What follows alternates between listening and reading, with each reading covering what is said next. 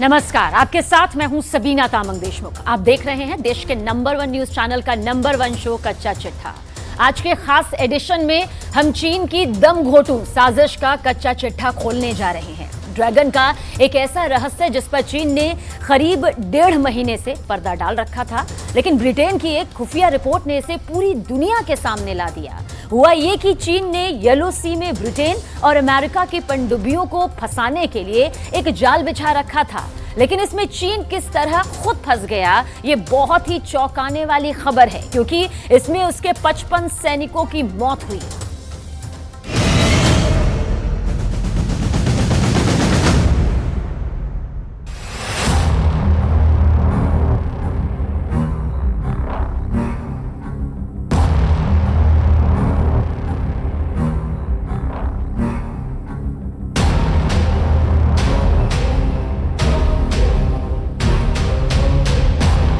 चीन ने 1.5 महीने से जिसे छिपा रखा था वो बेपर्दा हो गया है।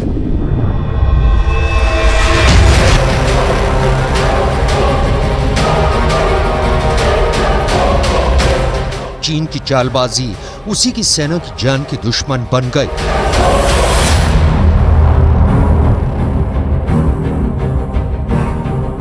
यूके की एक सीक्रेट रिपोर्ट के सामने आने के बाद चीन का असल चेहरा उजागर हो गया है।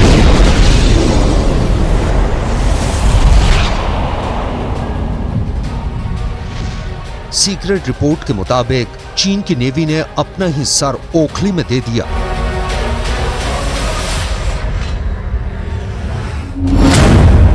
चीन की एक न्यूक्लियर सबमरीन हादसे का शिकार हो गई। हादसे में 55 सैनिकों के मारे जाने की आशंका है। सबमरीन एक चेन और एंकर से टकरा गई, जिसके बाद पनडुब्बी का ऑक्सीजन सिस्टम फेल हो गया और दम घुटने से पनडुब्बी में सवार सभी लोगों की मौत हो गई।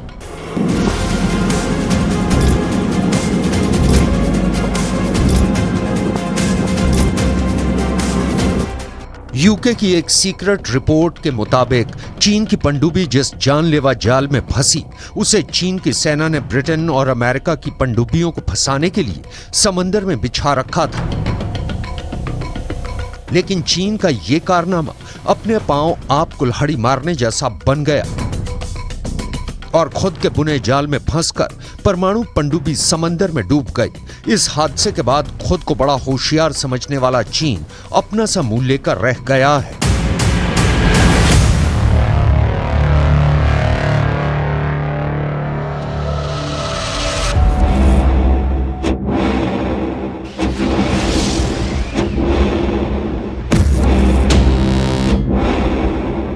जैसी करनी वैसी भरनी, ये मुहावरा आपने सुना होगा, लेकिन इसका सटीक उदाहरण इस वक्त चीन है। ऐसा हम इसलिए कह रहे हैं क्योंकि चीन में एक बड़ा हादसा हुआ है। यह हादसा चीन में कहां हुआ है, आइए इसे देख लेते हैं। दरअसल ब्रिटेन की खुफिया रिपोर्ट के मुताबिक पीएलए नेवी की ये टाइप 093 पनडुब्बी है और यह हादसा चीन के शेडोंग प्रांत के पास येलो सी में हुआ है। ये आप देख रहे हैं शेडोंग प्रांत है और इधर आप चीन देख रहे हैं। यहीं पर चीन की जो पनडुब्बी है वो दरअसल खुद ही फंस गई है। जो गोल आकार आप देख रहे हैं, आपको बता दें यहीं पर अक्सर जाल बिछाता है चीन, ताकि जो दूसरे समुद्री जहाज है वो आकर यहां पर दूसरे देशों के फंस जाएं। लेकिन अपने ही जाल में यहां पर कैसे फंसता हुआ चीन नजर आ रहा है, आप ये देख सकते हैं। ये शेडोंग प्रांत है, यही एरिया है जहां पर चीन की पनडुब्बी खुद ही अपने जाल में फंस गई। उसके इर्द गिर्द आप देखिए उत्तर कोरिया है, प्योंगयांग है और यहां पर सोल दक्षिण कोरिया की राजधानी, और ये है येलो सी। और येलो सी का ही ये हिस्सा है जहां पर चीन की खुद की पनडुब्बी फंस गई है। दरअसल यहां पर चीन ने एंकर और चीन, ब्रिटिश और अमेरिकी जहाजों को फंसाने के लिए लगाया हुआ था। और येलो सी चीन, दक्षिण कोरिया और जापान के बीच एक अहम सैन्य इलाका भी है। तो देखिए बेहद अहम सैन्य इलाका इसको माना जाता है। यहां पर अक्सर अपने जाल बिछाता है चीन, ताकि जो पश्चिमी देशों की जो पनडुब्बियां हैं वो यहां पर आकर फंस जाए। खासतौर पर अमेरिका की अगर कोई पनडुब्बी इस येलो सी से होते हुए गुजरती है तो यहां पर आकर वो फंस जाए। लेकिन येलो सी उत्तर में चीन, पूरब में उत्तर कोरिया और दक्षिण कोरिया, दक्षिण में जापान के दक्षिणी द्वीपों और पश्चिम में पूर्वी चीन सागर से घिरा हुआ है। और चीन येलो सी में एक नए समुद्री बेस बना रहा है और यहां पर तेल और गैस बहुत बड़ा उसका भंडार है जिस पर चीन की नजर टिकी हुई है। लेकिन यह साफ यहां पर दोहराता है कि आखिर देखिए किस तरीके से अपने ही बिछाए हुए जाल में चीन यहां पर खुद फंस गया। उसकी खुद की पनडुब्बी येलो सी के इस शेडोल प्रांत में खुद ही फंस गई है।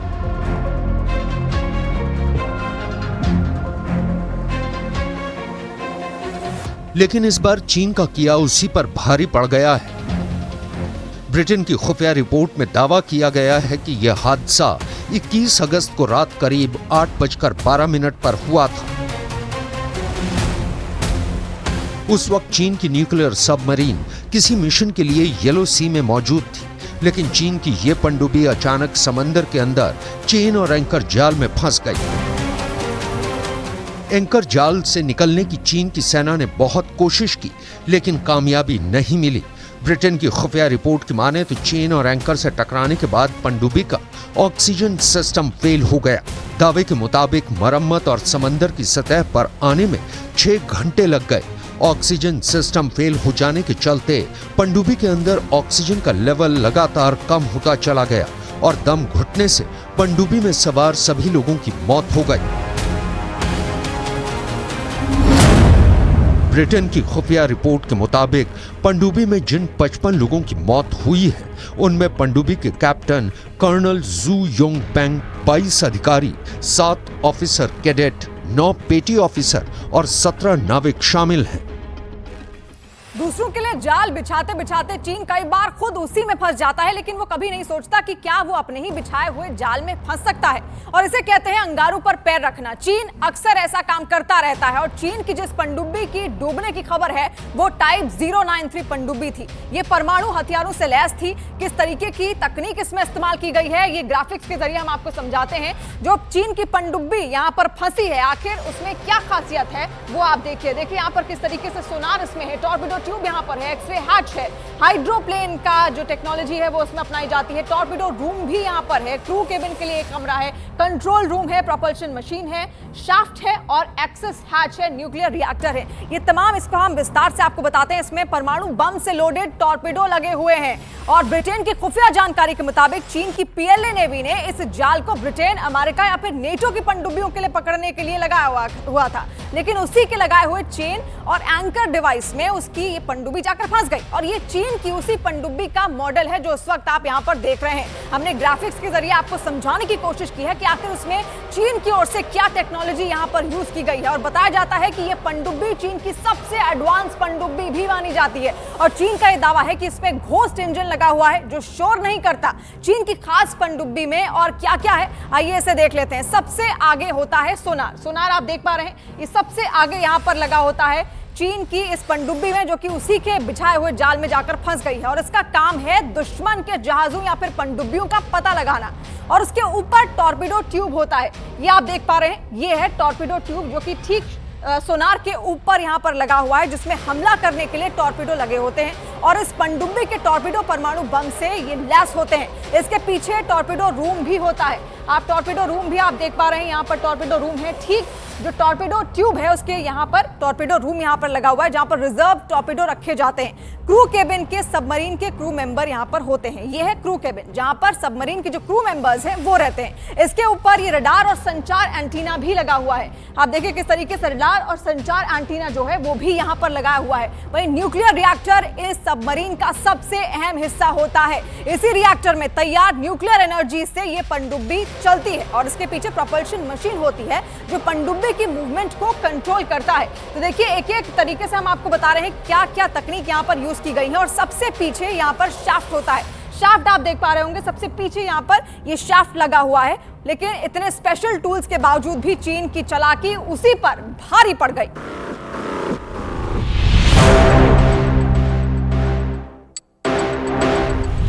दरअसल चेन और एंकर जाल समंदर की तलहटी में पनडुब्बियों को तबाह करने के लिए लगाया जाता है।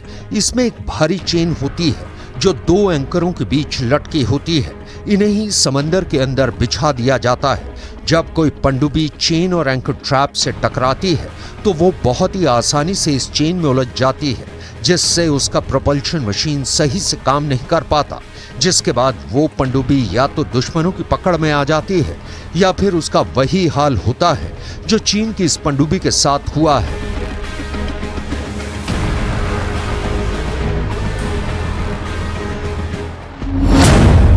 चीन की जो पनडुब्बी हादसे की शिकार हो गई है वो टाइप 093 न्यूक्लियर हमला करने वाली पनडुब्बी थी। चीन के पास ऐसी 6 पनडुब्बियां हैं। इस पनडुब्बी का वजन करीब 6000 टन होता है। इसकी लंबाई करीब 351 फीट होती है। ये टॉर्पिडो के साथ साथ एंटी शिप और बैलिस्टिक मिसाइलों से लैस होती है।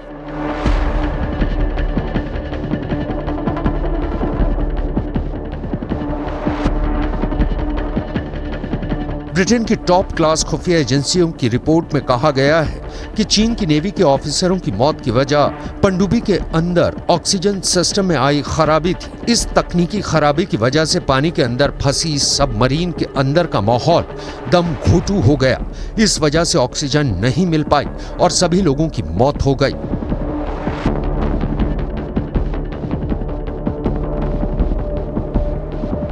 दरअसल हादसे के वक्त चीन की नेवी की हालत सांप छुछुंदर की हालत जैसी हो गई थी। पीएलए नेवी इस दुविधा में पड़ गई थी कि दूसरे देश से मदद मांगी जाए या नहीं, लेकिन चीन की सेना के जैसे अक्ल पर पत्थर पड़ा था। उसने अमेरिका या फिर ब्रिटेन से मदद मांगने के बजाय पनडुब्बी में सवार सभी लोगों का गला घोंटना बेहतर समझा। और अब जब उसका भेद खुल गया है तो अपना सा मुंह लेकर रह गया है।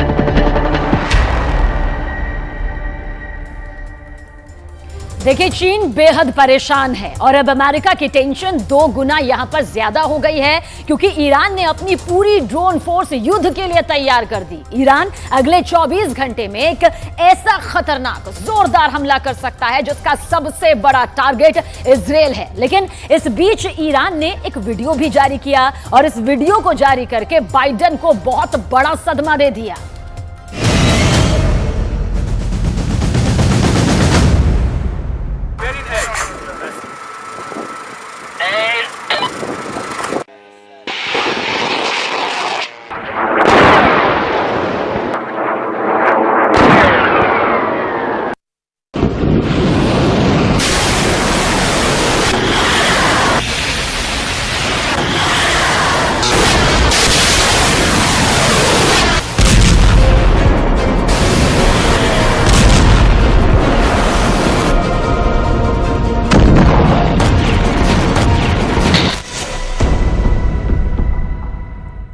ये ड्रोन के लॉन्च होने का वीडियो।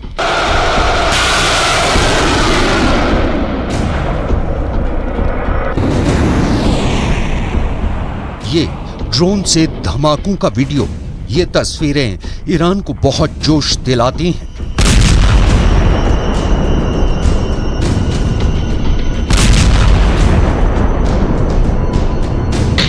और यही वजह है कि उसने अमेरिका को एक वीडियो दिखाकर ऐसा शॉक दिया है जिसकी चर्चा पूरी दुनिया में हो रही है।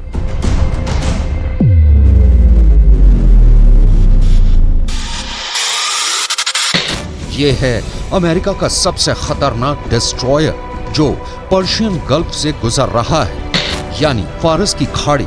इसे ईरान अपना इलाका मानता है, लेकिन खबर यह नहीं, चौंकाने वाली बात यह है कि अमेरिका के इस डिस्ट्रॉयर का वीडियो जो रिकॉर्ड कर रहा है वो ईरान का एक अटैक ड्रोन है। इस वीडियो में ईरान के ड्रोन ने अमेरिका के इस जहाज को टारगेट पर लिया हुआ है और यही बात बाइडेन को डराने लगी है।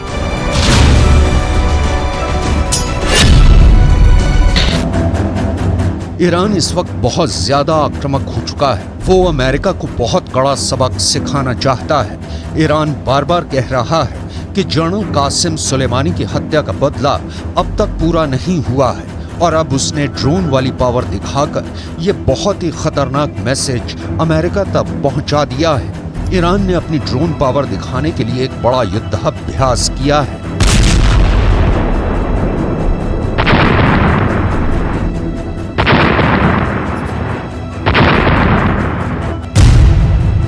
इस युद्धाभ्यास में 200 से ज्यादा ड्रोन लॉन्च किए गए जो उसने खुद बनाए हैं। जिन ड्रोन को इस युद्धाभ्यास में शामिल किया गया उनमें चामरोश, यासिर, सादिक, पेलिकन, कमान, यज़नदान और मुहाजिर ड्रोन हैं। इन ड्रोन के जरिए ईरान ने अमेरिका और इजराइल दोनों को बता दिया है कि छेड़ोगे तो छोड़ेंगे नहीं, पूरी तरह बर्बाद कर देंगे।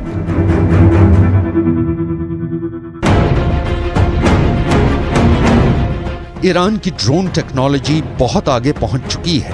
ये यूक्रेन के युद्ध में रूस की मदद कर रही है, तो यमन के अलावा सीरिया और अब लेबनान में हिजबुल्लाह भी ईरान की ड्रोन पावर का इस्तेमाल कर रहे हैं। लेकिन जब से अमेरिका की वॉरशिप के ऊपर ईरान का ड्रोन मंडराता हुआ दिखाया गया है, बाइडेन और उनके दोस्तों में गजब की दहशत फैल गई है, क्योंकि सब बाइडेन से सवाल कर रहे हैं कि ईरान का अटैक ड्रोन उनके जंगी जहाज के ऊपर उड़ता रहा, उसके बहुत करीब आ गया और उसे टारगेट पर भी ले लिया, लेकिन अमेरिका की नौसेना को इसकी खबर तक नहीं हुई।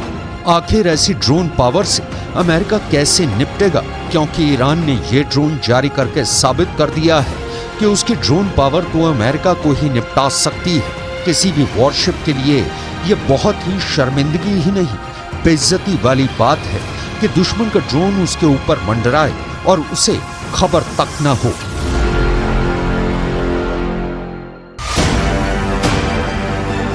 अमेरिका का आर्लेट बर्ग जहाज दुनिया की सबसे बेहतर एयर डिफेंस और मिसाइल डिफेंस हथियारों से लैस है। अमेरिका के पास ऐसे 69 जहाज हैं। ये वॉरशिप ऐसे रेडार से लैस हैं जो सैकड़ों किलोमीटर दूर से आसमानी टारगेट को खत्म कर सकते हैं। इसमें लगा एयर डिफेंस सिस्टम भी दुनिया के किसी भी वॉरशिप के एयर डिफेंस से बेहतर माना जाता है और ज्यादा सटीक माना जाता है। इसकी फायर पावर ऐसी है कि ये अकेला वॉरशिप पूरी ईरान की नेवी को खत्म कर सकता है।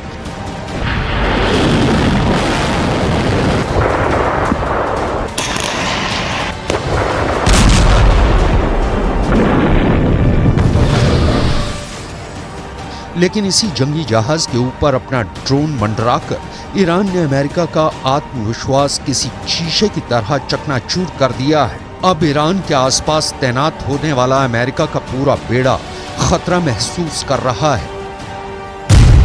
ईरान ने खुद को एक ड्रोन सुपर पावर के रूप में पेश कर दिया है और उसके टारगेट पर इस वक्त 2 देश, पहला है अमेरिका और दूसरा है इजराइल।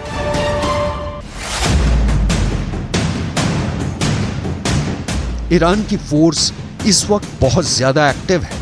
फारस की खाड़ी से लेकर अरब सागर तक जितना भी इलाका है, यहाँ ईरान का खासा दबदबा रहता है और यहाँ पर अक्सर आने वाले अमेरिका के समुद्री बेड़े को भी ईरान बहुत बड़ी चेतावनी दे रहा है।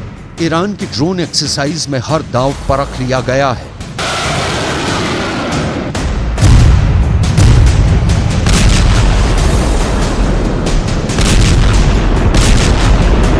पहला ड्रोन है अबाबिल 3 जो रनवे से टेक ऑफ करता है। वो पूरे स्ट्रेट ऑफ हार्मूज पर नजर रखता है। ये ईरान की ड्रोन पावर का बहुत भरोसेमंद निगहबान माना जाता है। दूसरा ड्रोन है आरिश 2 जो एक स्टैंड पर रॉकेट बूस्टर की मदद से टेक ऑफ करता है। वो नजदीकी पहाड़ पर दुश्मन के एक अड्डे को टारगेट करता है। तीसरा ड्रोन ये है अबाबिल 2 जो एक नेवल शिप से लॉन्च किया जाता है और फिर इसका टारगेट बनता है एक टापू और उसके करीब खड़ा दुश्मन का जहाज। ये एक नेवल शिप की डमी है और इसी पर जाकर अबाबिल 2 बहुत ही सटीक हमला करता है। इस तरह ईरान ने अपने तमाम हथियार आजमाने शुरू कर दिए हैं। ईरान की रणनीति शुरू से ही आक्रामक रही है। ऐसे ट्रेलर रिलीज करके ईरान बताता रहता है कि पश्चिम एशिया में उसको चैलेंज किया गया तो नतीजा बहुत बुरा होगा। ईरान के ड्रोन बहुत खतरनाक हैं, ये पूरी दुनिया मान चुकी है। यूक्रेन में ईरान के शाहिद 136 ड्रोन ने बड़ा कहर मचाया है। यूक्रेन के बिजली घरों पर रूस ने ईरान के ड्रोन से ही हमले किए और उनको इतना नुकसान पहुंचाया कि 50% यूक्रेन अंधेरे में डूब गया।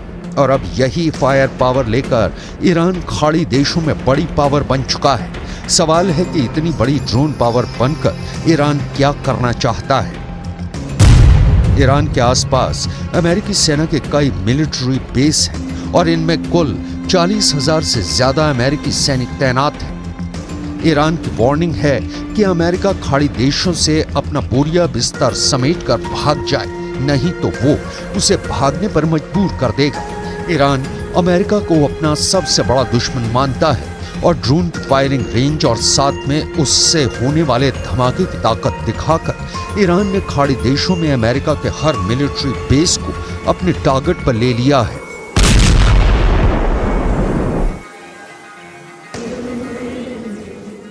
अमेरिका और ईरान के बीच में तनाव लंबे वक्त से है, कई अरसों से है, लेकिन यहां पर यह समझना बेहद जरूरी है कि आखिर ईरान सीधे सीधे तौर पर अमेरिका को चुनौती क्यों नहीं देता। दरअसल कुवैत में अमेरिका के 10 सैन्य अड्डे हैं। ये तमाम गल्फ कंट्रीज में जहां पर सैन्य अड्डे हैं अमेरिका के, वो हम आपको बता रहे हैं। सबसे पहले इसमें आता है कुवैत। कुवैत में 13,000 सैनिक तैनात हैं अमेरिका के, और यहां पर देखिए सैनिकों की आबादी कितनी है, 13,000, जो कि अमेरिकी सैनिक। और बहरीन में अमेरिका ने 12,000 अड्डे बनाए हुए हैं, और यहां सैनिकों की जो संख्या है वो 3,700 के करीब है, और इसी वजह से यहां पर कई फौजी अमेरिका के तैनात हैं। वहीं सऊदी अरब की ओर आगे बढ़ते हैं, और अमेरिका के 10 मिलिट्री बेस यहां पर है सऊदी अरब में, और यहां पर सैनिकों की अगर संख्या की बात की जाए तो यहां पर अमेरिकी सैनिक 3,000 हैं। तो आप देख सकते हैं कुवैत, बहरीन और सऊदी अरब। अब आगे बढ़ते हैं, ओमान में अमेरिका के 6 अड्डे हैं, और यहां पर उसके 600 सैनिक तैनात हैं। वहीं यूएई की बात की जाए, संयुक्त अरब अमीरात में अमेरिका के 3 अड्डे हैं, और यहां उसके 5,000 सैनिक तैनात हैं। और कतर में अमेरिका का सबसे बड़ा मिलिट्री बेस है, और यहां पर 13,000 अमेरिकी सैनिक रखे गए हैं। ये वो देश हैं जहां से ईरान बहुत ज्यादा करीब है, और यहां अमेरिकी सेना का होना उसके लिए खतरा बन जाता है। यही वजह है कि ईरान अब अमेरिका को इस इलाके में बर्दाश्त नहीं करना चाहता, क्योंकि उससे लगता है कि अमेरिका इन्हीं अड्डों से उस पर नजर रखता है, और यहीं से वो कभी भी ईरान के न्यूक्लियर अड्डों पर हमला कर सकता है। ऐसा इसलिए क्योंकि खाड़ी देशों में अमेरिका के जितने भी अड्डे हैं वहां उसके बहुत ही खतरनाक हथियार तैनात रहते हैं।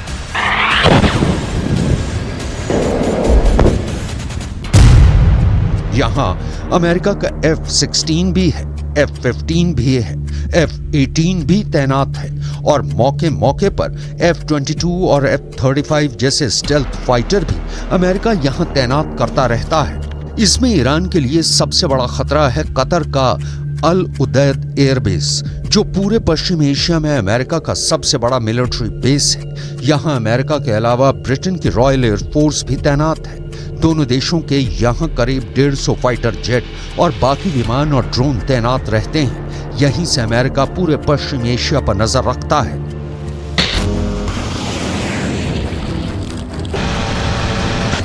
ईरान ने अब अमेरिका को खुल्लम खुल्ला वार्निंग देनी शुरू कर दी है, और इस बार अमेरिका ईरान की धमकियों को हल्के में नहीं ले सकता।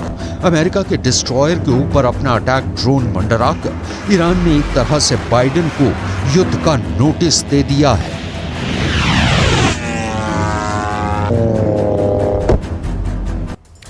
नारगोन कराबाख में डबल युद्ध शुरू, ऐसा क्यों कहा जा रहा है, अब ये आपको बताते हैं। दरअसल अर्मेनिया और अजरबैजान के बीच युद्ध शुरू हुआ और अब भी खतरनाक दौर में ये पहुंच चुका है। अब रूस ने नारगोन कराबाख में अपने हजारों सैनिक भेजकर अमेरिका को खुला चैलेंज, खुली चुनौती दे दी है। अर्मेनिया को बचाने के लिए इस वक्त अमेरिका के स्पेशल कमांडोज पहुंच चुके हैं। ऐसे हालात में अब रूस और अमेरिका के बीच सीधे युद्ध का खतरा नजर आने लगा है।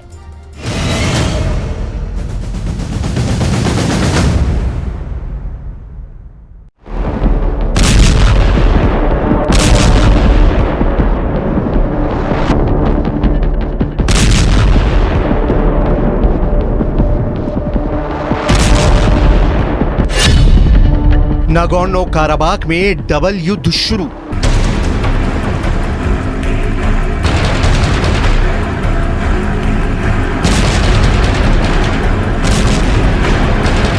लगता है अजरबैजान और आर्मीनिया की जंग अब रूस और अमेरिका की जंग में बदलती जा रही है। एक तरफ अमेरिका के सैकड़ों सैनिक आर्मीनिया पहुंच चुके हैं, तो वहीं दूसरी तरफ अजरबैजान के कब्जे वाले नागोर्नो काराबाख में रूस के सैकड़ों सैनिक लड़ाकू बख्तरबंद वाहन और भारी हथियारों के साथ पहुंच गए हैं।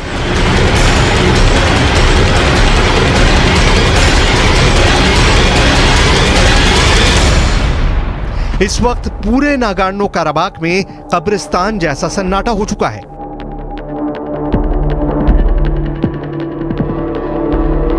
डिफेंस एक्सपर्ट के मुताबिक नागोर्नो काराबाख में डबल युद्ध शुरू हो चुका है।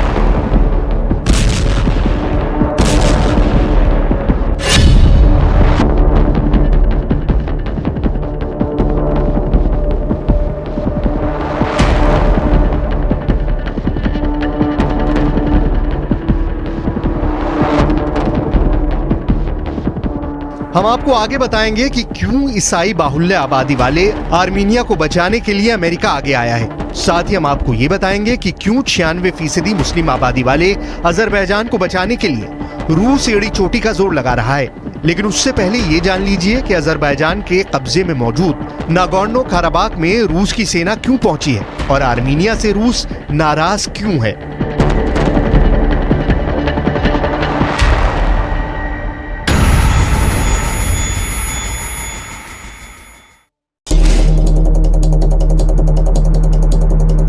पश्चिमी मीडिया की खबरों के मुताबिक अमेरिका जिस तरह से आर्मीनिया की सेना की मदद कर रहा है, उससे रूस बुरी तरह से भड़क गया है।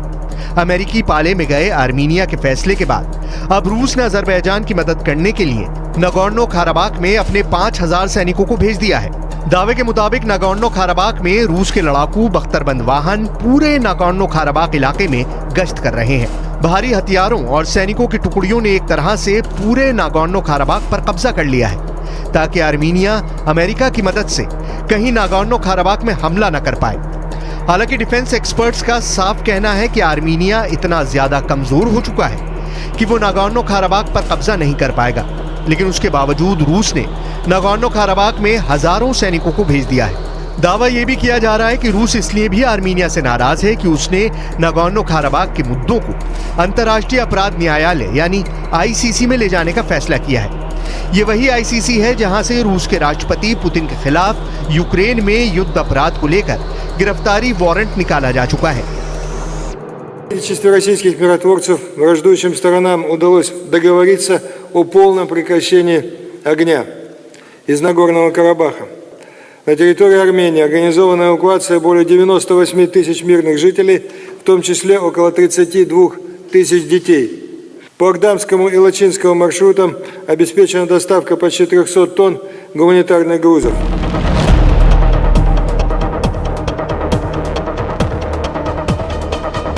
$4,400 किलोमीटर में फैला नागोर्नो काराबाख का इलाका इस वक्त भीषण जंग की चपेट में है। अमेरिका को भी एहसास हो चुका है कि अजरबैजान नागोर्नो काराबाख में रहने वाले ईसाइयों का पूरी तरह से सफाया कर सकता है। अजरबैजान में ज्यादातर आबादी इस्लाम धर्म को मानने वाली है। यही वजह है कि अजरबैजान एक धर्मनिरपेक्ष देश होने के बावजूद नागोर्नो काराबाख के ईसाइयों का भरोसा जीत नहीं पा रहा है।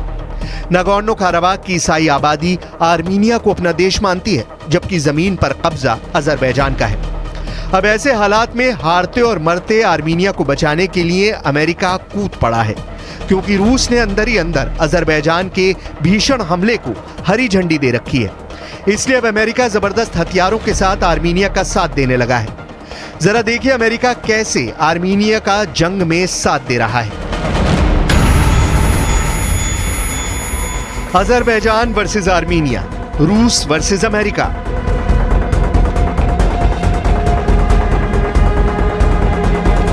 अजरबैजान से खतरे का सामना कर रहे आर्मीनिया को बचाने के लिए अब खुलकर अमेरिका सामने आ गया है।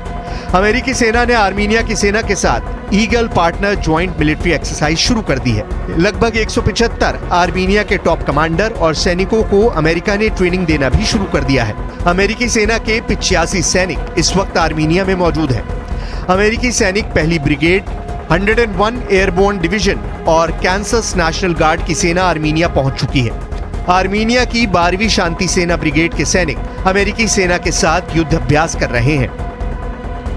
Ղարաբաղի հայության ելքը Ադրբեջանի կողմից իրագործվող էթնիկ զտումների քաղաքականության արդյունքում շարունակվում է։ Վերլուծությունը ցույց է տալիս, որ առաջիկա օրերին Լեռնային Ղարաբաղում այլևս հայտ չի մնա։ Սա էթնիկ զտման եւ հայրենազրկման ուղղակի ակտ է եւ այն, ինչի մասին մենք երկար ժամանակ ահազանգում էինք միջազգային հանրությանը։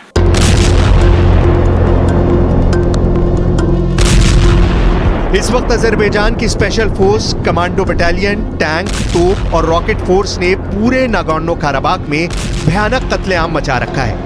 रूस की चुप्पी से हालात ये हो गए हैं कि ईसाई देश आर्मीनिया इस वक्त खून के आंसू रो रहा है। इधर मरते पिटते और भागते आर्मीनिया की दुर्दशा देखकर अब खुद अमेरिका जंग में कूद पड़ा है। रिपोर्ट्स के मुताबिक इस वक्त नागोर्नो काराबाख की 80% से ज्यादा आबादी इलाका छोड़कर भाग चुकी है।